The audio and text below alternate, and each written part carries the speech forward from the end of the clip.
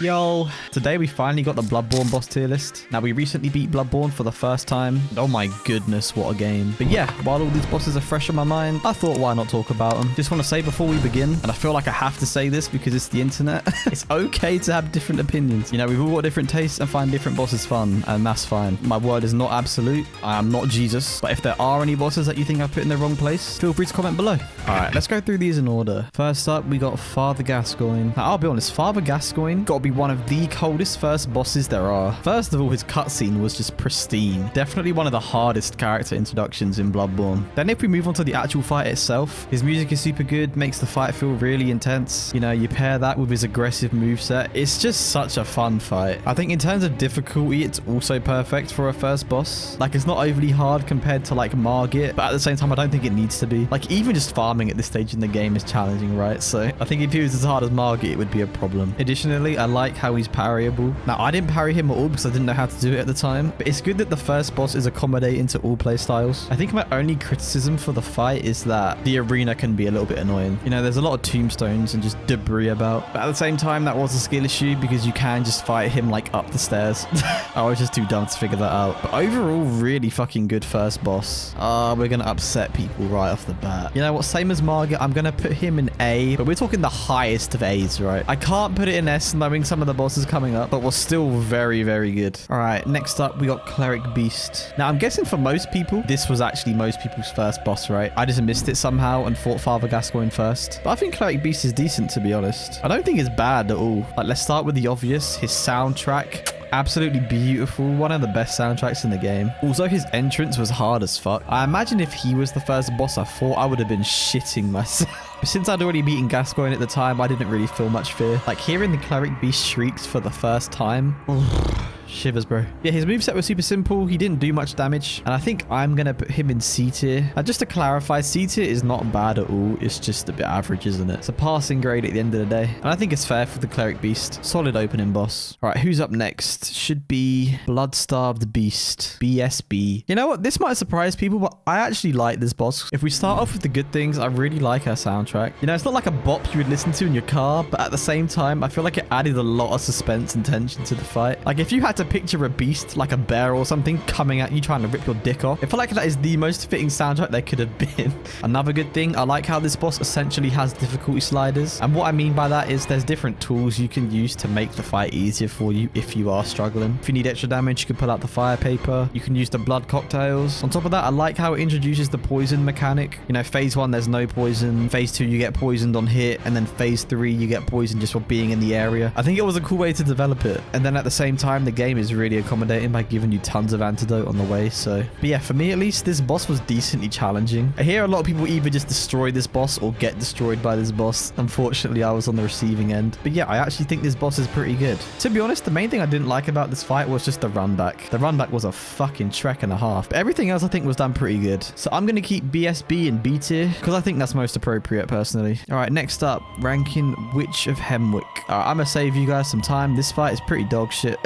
I think there's two good things about this fight, maybe three. First good thing, the boss arena is really cool. You walk into the arena, you see all these corpses hanging up. Honestly, it's kind of tough. The other good thing about this fight is that if you do it at 0 insight, apparently, the witches just don't spawn anyone. I will say though, the surprise second witch was pretty funny. It did catch me off guard and it made me laugh, so I guess that's one good thing from the fight. But yeah, D tier for Witch of Hemwick, very forgettable. All right, next up, we got Vicar Amelia. Vicar Amelia was a decent boss, to be fair. For me, I only really have 2 complaints. First of all, her hair was annoying. Sort of reminded me of Radahn and Mikola from the Elden Ring DLC. Like, I'm all for people having long hair, but not if it's going to impair the player's vision. Like, that bitch was hairy as fuck. It was so unnecessary. The other thing I didn't like how she didn't have her own song. Like, there's only, what, like 17, 18 base game bosses, right? She should have had her own song, especially considering she was a main story boss. I mean, I get the Cleric Beast soundtrack goes hard as fuck, but nah, that was a bit of a letdown. Besides that, though, it was a really fun fight. You know, it's not usually my favorite thing fighting big bosses. You know, I'd much rather fight small smaller bosses like Father Gascoigne and Bloodstarved Beast. But she wasn't boring at all. You know, she wasn't just like a giant tree like some of the other bosses on here. Like, she was very nimble and mobile for her size. So I'll put Vicar Amelia in B tier as well. I'll put it above Bloodstarved Beast. All right, next up, ranking Shadow of Yharnam. I think everyone knows where this is gonna go, but we'll discuss it anyway. First of all, let's address the obvious. The run back was horrible. Running through that godforsaken forest with the snake amalgamations everywhere. Oh, it was sadness. It was no good. Second of all, the concept of the fight I just don't agree with. I think the only time it's acceptable fighting multiple bosses at the same time is if you're playing a game where you have AoE, and I don't think Bloodborne does. I mean, I definitely didn't. Like, if you could attack them all simultaneously, you could argue it's fair, but this fight was just not fair at all. Now, it wasn't the worst fight for me because I don't mind the strategy element of it, right? But I just personally don't like fighting a group of enemies that coincidentally back up each other's weaknesses perfectly. They knew what they were doing when they designed that shit. Also, the soundtrack was not memorable at all. Like, I can't even remember it. But yeah, obvious place for this boss. I'm putting it in D tier. Not my favorite boss. Next up, Dark Beast Pal. Right, how do we rank the Dark Beast? You know what? I really fuck with this fight. Unfortunately, I found him way too early. I feel like this boss is great because it shows progression really clearly. I'm guessing most of us, when we played it, got kidnapped by the Yharnam people and ended up fighting this boss way too early. Like, this was the fourth boss I fought. It was way too soon. This boss beat the fuck out of me. But I think the design is so cool. With the electric just flowing through it, bro, it was so sick. On top of that, the soundtrack was so nice. Like, to me, the music symbolized the two different experiences you get with Dark Beast Pal. Like, the first half of the song reminds me of when you first meet him and he just beats the fuck out of you. Like, it really evokes the feeling of you're the one being hunted. But then the second half of the song is really nice and a completely different vibe. Because I'm guessing most of us found him early and got destroyed and then came back like 30 levels later and destroyed it. That's kind of what the second half of the song makes me feel like. Like, we've gone from the prey to the hunter and it's so cool. Also, the boss arena was decent. You know, there was nothing getting in the way or pissing me off, so that's a plus. But yeah, for me, I'm putting the Dark Beast in A tier. I think a lot of people will think it's too high, but I don't care. I like this boss a lot. I think it was super cool and a good addition to the game. All right, who is up next? I think it's the one reborn, right? No, it wasn't. It was Rom. It was Rom. Right, next up, Rom the Spider. This one's a bit of a weird one. I feel like everything about this fight was good except the fight itself. As dumb as that sounds, right? Like, I thought the build-up was super good. After beating Father Gascoigne, you can read a note and it starts talking about the Bergenworth spider. And then you speak to Alfred and he starts talking about Bergenworth and all of that stuff. Like, the build-up was pretty good, I can't lie. On top of that, the design for this fight was incredible when I think about it. Like, the boss arena was beautiful. And I think it's one of the best design bosses as well, like aesthetically. Like, that is one horrifying looking spider, but at the same time, it's kind of cute. And I don't know how they pulled that off. I think this was the first time in the game that I really started to internalize the idea that we're the bad guy in the story. Like, the fact you just jump down into his ends and he doesn't attack you or anything had me questioning some things, to say the least. Now, in terms of the actual boss fight, it wasn't the best. Like, for some reason, this boss was simultaneously the easiest and hardest boss in the game. Pretty much all my deaths would just come from getting one-shotted from either, like, the rocks or the spiders just fucking jumping you. Like, there was nothing challenging about it. It felt like just try and not get cheesed. But yeah, overall, this fight was decent and it was memorable at least. And bonus points for introducing us to Damien. Damien is my dog till this day. Low-key, Damien of Mensis is the main character of Bloodborne. An absolute unit. So for me, I'm gonna put Rom in high C. But there was still a lot of good surrounding this boss and I did still like it, so. Alright, next up, the One Reborn. For me, I didn't like this fight at all. However, I can acknowledge it was a complete skill issue. First of all, I had no idea you could just go up top and kill the mages shooting fireballs at you the whole time. So that was a pain in my dick. Secondly, I heard the way you're supposed to fight this boss. Apparently, you're supposed to, like, run up top and then just launch yourself at him like you're fucking Jeff Hardy from the top ropes. If you were fighting him that way, I imagine this fight was fun as fuck. But for me, this fight was miserable. Another thing I didn't like, his moves were just awful. He was just flailing his legs and arms around. He doesn't move either. He sort of just rotates. So the whole fight, I was just running around trying to get to his head. But yeah, it was a very bad fight for me. I like his soundtrack though. His soundtrack was cool. The One Reborn for me, D tier, and the worst boss in the game. So at least it has that going for it. All right, the boss I fought after the One Reborn was Amygdala. Amygdala.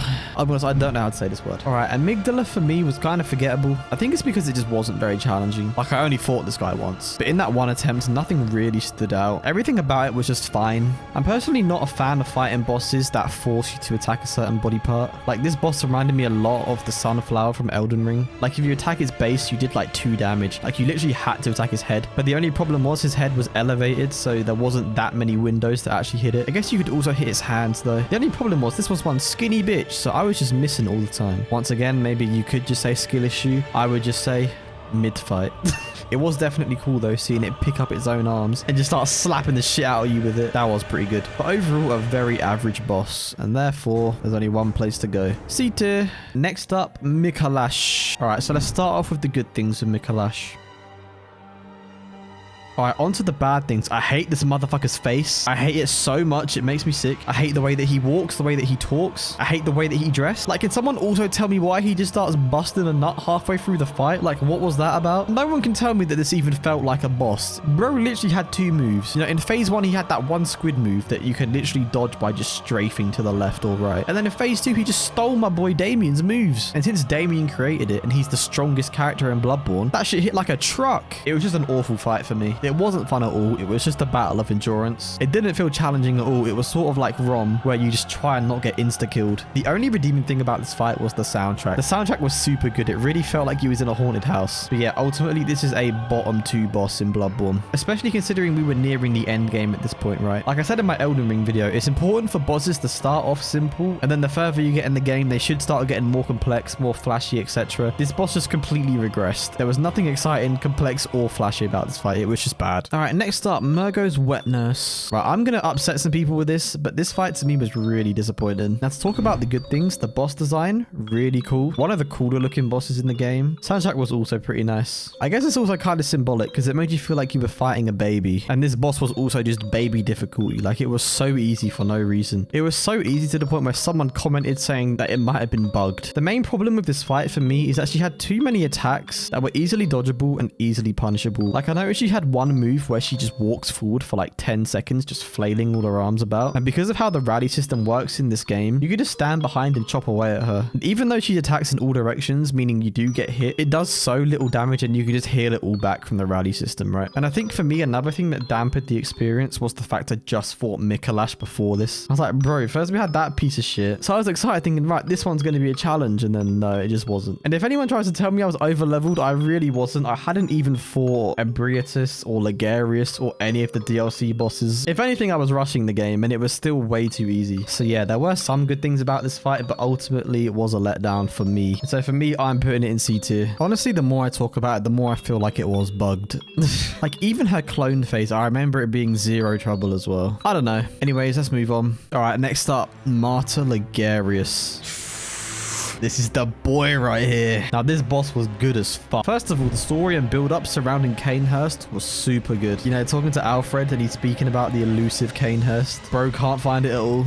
But then we just stumble on the invitation. But the architecture of the castle in the first cutscene, and even in the second one after you beat him when the illusion is revealed, bro, it was so good. It just makes me think about, like, imagine we did get a Bloodborne remaster. Seeing Cainhurst remastered would be so fucking cool. And then you have the boss fight itself. Oh my god. Shit was so good. I loved how he started off as a mage, just all reserved, throwing these fucking death skull attacks at you. And then once you start cooking this shit, he says, fuck this, I'm gonna just run at you.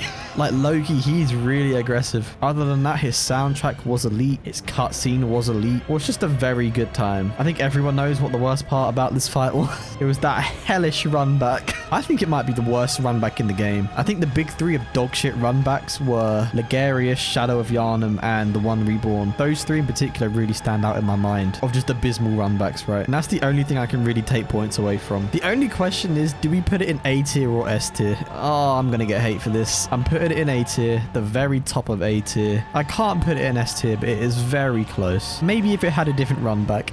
But to everyone who does put Ligarius in S tier, fully understandable. All right, next up, Celestial Emissary. Let's be real, no one really views this as a boss. There's no way.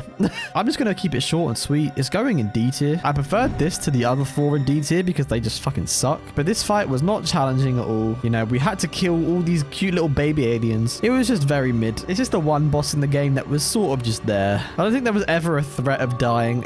The music I can't even speak on because I have no idea what it sounded like. Can't remember it at all. Possibly the most forgettable boss in all of Bloodborne. So I guess it gets points for that. But yeah, I don't think anyone's going to be upset about this ranking. Like I said, I'm not going to weigh too much emphasis on lore. This boss could have the greatest lore of all time. But it was a very boring and uneventful fight. So D tier for the Celestial Emissary. All right, next up, ranking Ebrietas, Daughter of the Cosmos. All right, let's start off with the good things. First of all, her design is crazy. One of the most disturbing looking bosses in the game. I saw a comment saying that she's the most beautiful lady in the whole game. Just we don't have enough insight to see. Also, the soundtrack was godly, which is very fitting. I think this is also a boss that really benefits from knowing her lore. Now, unfortunately, when I was fighting her, I didn't really know what was going on. I just went in there, started slapping her up for no reason. But her background is really sad when you start looking into it. Now, for me personally, I don't think she had the most fun moveset. This bitch would not stop headbutting me. And then on top of that, she had one move that I really didn't like, where she sort of charges at you with her head, but she could also hit you with her legs as she like passes through you. It was just so annoying. It sort of felt like fighting Commander Gaius, and I fucking hate that guy. On top of that, it did feel like the best way to fight her was to get in between her legs and just hit it from the back.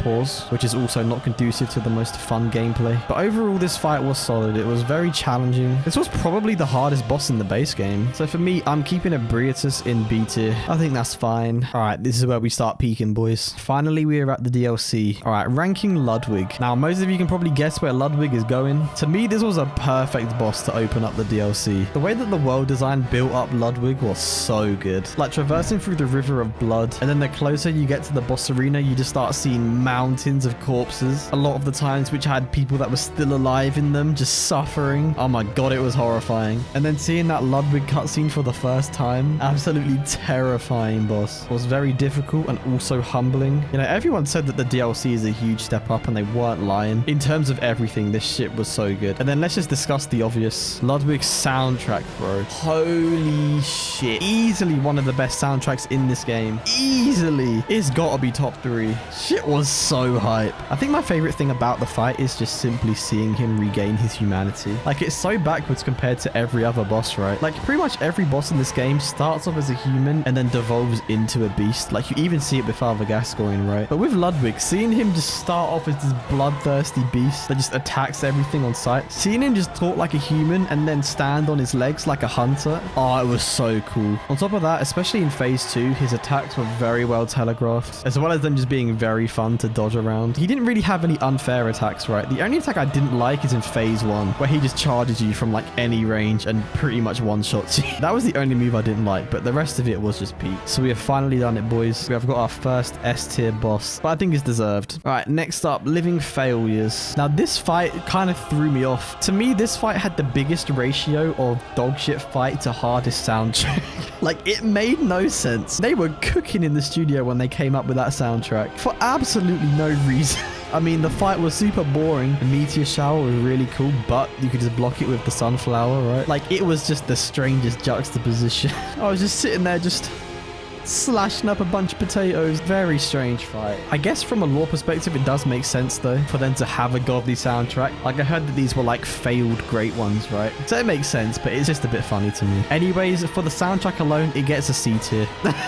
If it wasn't for that, it would be in the D tier, but bro, it went so hard. All right, next up, Lady Maria. Lady Maria is the easiest boss on this tier list to rank. When I tell you this fight was cinema, this shit was beyond perfect. It's one of the baddest bitches I've ever seen in a video game. Like, there is genuinely not a single thing about this boss I could fault. It was incredible. I guess let's start off just with the build up. Progression through the Astral Clock Tower was one of the most horrific things I've ever experienced in a game. It was disgusting. You know, you had that one woman, she lost her eyes. The other woman couldn't hear anything. The other one was just going blip blop. Oh, it was terrible. And then it gets even worse. Like, walking into that room and that guy saying, please kill me. And then in the next bed, you had that woman just screaming, saying the darkness frightens her. Oh my god. Going into the Lady Maria fight, I wanted to beat the fuck out of her for what she did. The fact that she made me forget all of that in like 20 seconds is crazy. Oh, I just love her accent, man. I don't know what to say.